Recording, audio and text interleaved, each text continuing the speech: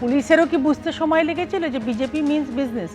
BJP কিন্তু এগুলো একেবারেই টলারেট করবে না, এবং যারা করেছে 4 মে তারপরেও যারা নিজেদের বড় হনু মনে করছে তাদের জন্য ক্লিয়ার বার্তা মাননীয় রাজ্য সভাপতি বারবার দিচ্ছেন, এবং শুধু এখন সেই বার্তা তো পৌঁছচ্ছে না মনে হচ্ছে নিচুতলা পর্যন্ত। পৌঁছেছে, কাউর যদি মাথায় না ঢোকে সেটা তো তার দায়, সেটার জন্য অ্যাকশন নেওয়া হবে। আমি তো বলছি, এটা যে তোমরা আজকে দেখাচ্ছ, এটা যখন আজকে সকলের সম্মুখে এলো, এটারও অ্যাকশন নেওয়া হবে, এটা আমি তোমায় গ্যারেন্টি দিয়ে যাচ্ছি। এটাই নিশ্চয়ই পুলিশের তরফ থেকেও বলা হবে, এবং পুলিশ যদি ইনঅ্যাকশন দেখায় সেখানে মাননীয় মুখ্যমন্ত্রী অ্যাকশন নেবেন। এবং যারা শতপ্রতিম মানুষ জর্জরিত ছিল, যেরকম বারবার অভিযোগ এসেছে 15 বছর ধরে মানুষ জর্জরিত ছিল তোলাবাজির দুর্নীতিতে, তার জন্যই মানুষ তাদেরকে সরিয়ে দিয়ে ক্ষমতায় এনেছে বিজেপিকে, বিপুল ম্যান্ডেট নিয়ে ক্ষমতায় এসেছে বিজেপি। তারপরে তো সেই অভিযোগ যখন দায়ের হচ্ছে, সেখানে তো বিজেপির ক্ষেত্রে যেটা বলা হচ্ছে বারবার যে পুলিশ ব্যবস্থা নেবে, পুলিশ তো ব্যবস্থাই নেয়নি। মানে ব্যবসায়ী তিনি রীতিমতো আতঙ্কে রয়েছেন, মানে কার্যত অভিযোগের সত্যতা স্বীকার করেছে ডায়মন্ড হারবার সাংগঠনিক জেলার বিজেপি নেতা সুফল ঘাটু। কিরকম ভাঙচুর চালানো হয়েছে একবার দেখাবো ছবিটা। এলাকায় ব্যবসা করতে গেলে দিতে হবে 5 কোটি টাকা, তা না দিলে এলাকায় ব্যবসা করা চলবে না, এমনই হুঁশিয়ারি কিন্তু ব্যবসায়ী এবং তার পরিবারকে বারংবার দেওয়া হচ্ছিল। শুধু তাই নয়, সেই 5 কোটি টাকা দিতে অস্বীকার করায় ব্যবসায়ীর বেশ কয়েকটি অফিস এবং গোডাউন সেখানে কিন্তু ভাঙচুর চালায় স্থানীয় বিজেপি নেতা এবং তার সহযোগী বেশ কয়েকজন বিজেপি কর্মী। এভাবেই কিন্তু সেই বিজেপি নেতা এবং তার সহযোগীরা ভাঙচুর চালায়। আমরা যে গোডাউনে রয়েছি কুলেরদারি অঞ্চলের মল্লিকপুর অঞ্চল, এবং সেখানে কিন্তু রীতিমতো এই যে স্যানিটারি সামগ্রী রাখা রয়েছে সেগুলোতে কিন্তু ভাঙচুর চালায় সেই সব দুষ্কৃতীরা, বিজেপি আশ্রিত দুষ্কৃতীরা। তেমনটাই কিন্তু সেই ব্যবসায়ীর অভিযোগ। ব্যবসায়ী যেটা স্পষ্টত বলছেন যে প্রথমে মে মাসে জয়লাভের পরেই, বিজেপি ক্ষমতায় আসার পরেই কিন্তু যেদিনকে ফল ঘোষণা হয় সেদিন থেকেই কিন্তু তার কাছ থেকে 5 কোটি টাকা চাইতে শুরু করে সেই সব নেতা এবং কর্মীরা, তেমনটাই অভিযোগ। এবং তারপরে তিনি তা দিতে অস্বীকার করায় প্রথমে তার হসপিটাল মোড়ের কাছে একটি অফিস রয়েছে সেখানে ভাঙচুর চালানো হয়, সেখানে তার একটি গাড়ি ভাঙচুর চালানো হয়। তার পাশে একটি গোডাউন রয়েছে, পরবর্তী ক্ষেত্রে সেখানে ভাঙচুর চালানো হয়। তারপরে তিনি আবার অভিযোগ করেন, সেই অভিযোগ পাওয়ার পরে আবারও অফিসে গিয়ে রীতিমতো হুমকি দেয় সেই সব নেতা এবং কর্মীরা যাদের বিরুদ্ধে তিনি অভিযোগ করছেন। সেখানে গিয়ে আবারও 5 কোটি টাকা চাওয়া হয়, তার পরিবারের অন্যান্য সদস্যদের কাছ থেকে 5 কোটি টাকা চাওয়া হয়, ফোনে হুমকি দেওয়া হয়, দফায় দফায় কিন্তু 5 কোটি টাকার জন্য হুমকি দিতে থাকে সেই সব বিজেপি কর্মী সমর্থকেরা। পরবর্তী ক্ষেত্রে যেটা অভিযোগ করা হচ্ছে যে সেই টাকা তিনি দিতে অস্বীকার করছিলেন সেই ব্যবসায়ী, এবং তারপরে কিন্তু তার একাধিক অফিসে ভাঙচুর চালানো হয়। তেমনই আরও একটি অফিস, যে অফিসের ছবি দেখাচ্ছিলাম, সেইখানে কিন্তু দেখা যাচ্ছে যে ব্যবসায়ীর গাড়ি পর্যন্ত ভাঙচুর করা হয়েছে, উইন্ডস্ক্রিন ভেঙে দেওয়া হয়েছে, তার গাড়ি একেবারে গুঁড়িয়ে দেওয়া হয়েছে। ক্যামেরা পার্সন প্রবীর দেখে বলবো সেই ছবি দেখাতে, উইন্ডস্ক্রিন যেমন ভাঙচুর করা হয়েছে, তার পাশাপাশি পাশের যে জানলার কাঁচ সেগুলো ভাঙচুর করা হয়েছে, অর্থাৎ গাড়িটাকে ভেঙে দুমড়ে মুচড়ে দেওয়া হয়েছে। এবং শুধু তাই নয়, এই গাড়িটি শুধু তা নয়, একাধিক গাড়িতে ভাঙচুর চালানো হয়, একাধিক অফিস ঘরে ভাঙচুর চালানো হয়, অফিস ঘরে সিসিটিভি ক্যামেরা সেইটা পর্যন্ত ভাঙচুর চালানো হয় যাতে কোনো রকম ফুটেজ তিনি না পান। গোটা ঘটনা কিন্তু বারংবার তিনি বিষ্ণুপুর থানায় লিখিত আকারে অভিযোগ হিসেবে তিনি জমা দিয়েছেন, সিসিটিভি ক্যামেরার ফুটেজ জমা দিয়েছেন। তারপরেও কিন্তু তিনি পরিত্রাণ পাচ্ছেন না, তিনি ব্যবসা করতে রীতিমতো ভয় পাচ্ছেন, লুকিয়ে লুকিয়ে তাকে ব্যবসা করতে হচ্ছে, তেমনটাও তার স্পষ্টত অভিযোগ। ইতিমধ্যেই রাজ্যের শীর্ষ নেতৃত্বকে, বিজেপি নেতৃত্বকে তিনি লিখিত আকারে গোটা বিষয়টি জানিয়েছেন, পুলিশকে তিনি জানিয়েছেন বিষ্ণুপুর থানায়, তারপরেও তিনি পরিত্রাণ পাচ্ছেন না, এবং সেই কারণে চাইছেন যেন দলের পক্ষ থেকে এবং প্রশাসনের পক্ষ থেকে কঠোর হাতে এই দুষ্কৃতীদের বিরুদ্ধে, অর্থাৎ কিনা সেই স্থানীয় বিজেপি নেতা এবং কর্মীদের বিরুদ্ধে ব্যবস্থা গ্রহণ করা হয়। ক্যামেরায় প্রবীরদের সঙ্গে হিন্দোল দে, এবিপি আনন্দ, বিষ্ণুপুর।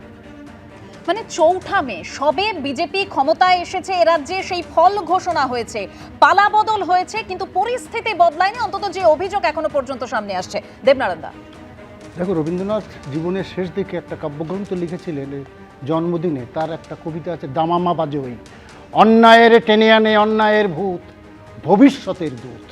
অন্যায় যখন করা হয় আবারও অন্যায় হয়, ভবিষ্যৎ ঘটতে থাকে। শেক্সপিয়ারও জুলিয়াস সিজার এক জায়গায় বলছে, the abuse of greatness is when it disjoins remorse from power. ক্ষমতা যখন নীতিবোধ থেকে আলাদা হয়ে যায় তখন ধ্বংসযজ্ঞ শুরু হয়, এবং ধ্বংসযজ্ঞ শুরু হয় এবং সেটা পতনের শুরু। নিশ্চয়ই একটা ভালো গল্প। হ্যাঁ দিদিভাই, আমি বলি, একটা নিশ্চয়ই ভালো পদক্ষেপ তোলাবাজির জন্য 22 জনকে সাসপেন্ড করা হয়েছে, নিঃসন্দেহে ভালো। কিন্তু এখনও অনেক কিছু রয়ে গেছে। ভালো এই বিষ্ণুপুরে যে ঘটনাগুলো তোমরা দেখাচ্ছ একেবারে পরিষ্কার যে যেদিন রেজাল্ট আউট হয়েছে সেখান থেকে এই পর্যন্ত নেওয়া হয়নি।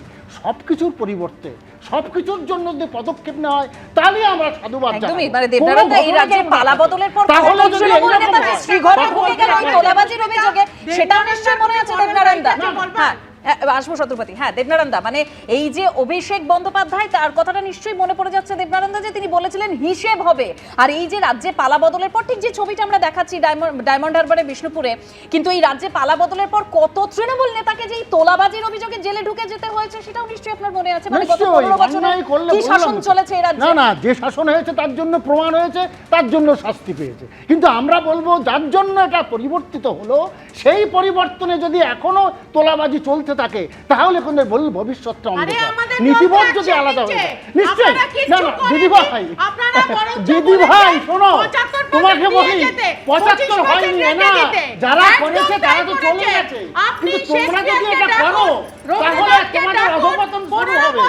না না ঠিকই আছে, তুমি বলে দাও না, তারা তো চলে গেছে, তারা চলে গেছে। না তারা যায়নি, তাদের ইনফ্লুয়েন্স এগুলো হচ্ছে কেন হবে? তোমরা কেন তাদের নিচ্ছ? 4 তোমরা তারিখে কেন ডায়মন্ড নিচ্ছ? হারবার মানে হয়তো তারা আমি তো বলছি রিয়েলাইজ তোমরা করেনি কেন যে আমাদের সরকার পাল্টেছে। বেশ, এই যে শত্রুপতি বলছেন অ্যাকশন নেওয়ার কথা, দেখুন ক্ষমতায় আসার 3 মাসের মধ্যে পরপর তোলাবাজির অভিযোগ করার সিদ্ধান্ত নিয়েছে বিজেপি, কিন্তু ওই গত 15 বছর এরকম অ্যাকশন কিন্তু আমাদের নজরে আসেনি। এই যে অ্যাকশন নিয়েছে বিজেপি, তোলাবাজি সহ একাধিক অভিযোগে 22 জন কর্মীকে সাসপেন্ড করেছে বিজেপি, 250 জনের বেশি দলীয় কর্মীকে শোকজ করেছে রাজ্য বিজেপি, 80 জনের পক্ষ থেকে গ্রহণযোগ্য সদুত্তর আশায় শোকজ থেকে অব্যাহতি দেওয়া হয়েছে। রাজ্য বিজেপির শৃঙ্খলা রক্ষা কমিটি অব্যাহতি দিয়েছে। গ্রহণযোগ্য উত্তর না মেলায় 22 জন কর্মীকে ইতিমধ্যে সাসপেন্ড করেছে রাজ্য বিজেপি। বেশ, আমি এখান থেকে প্রদীপদার কাছে আসবো। প্রদীপদা, অভিযোগ বারবার উঠেছে কিন্তু ব্যবস্থা নেওয়া হয়েছে বিজেপির তরফ থেকে। দেখুন, এটা খুবই শুভ উদ্যোগ যে আমরা গত কয়েকদিন ধরে যে আলোচনা করছিলাম যে বিজেপির মধ্যে কোথাও একটা একটুখানি বাঁধো জায়গা রয়েছে যে আমরা কাজ করব বা শাস্তি বিধান দেব কিনা, সেই জায়গায় আজকে যে 22 জনকে সাসপেন্ড করা হয়েছে বা শোকজ করা হয়েছে, এগুলো ভালো খবর।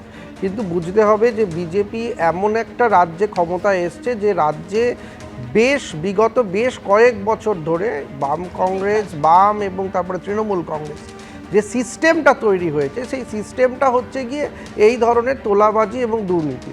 ফলে একটা ঘুঘুদের বাসা এই পুরো গ্রাম বাংলায় এবং শহরাঞ্চলে বিভিন্ন জায়গায় রয়েছে।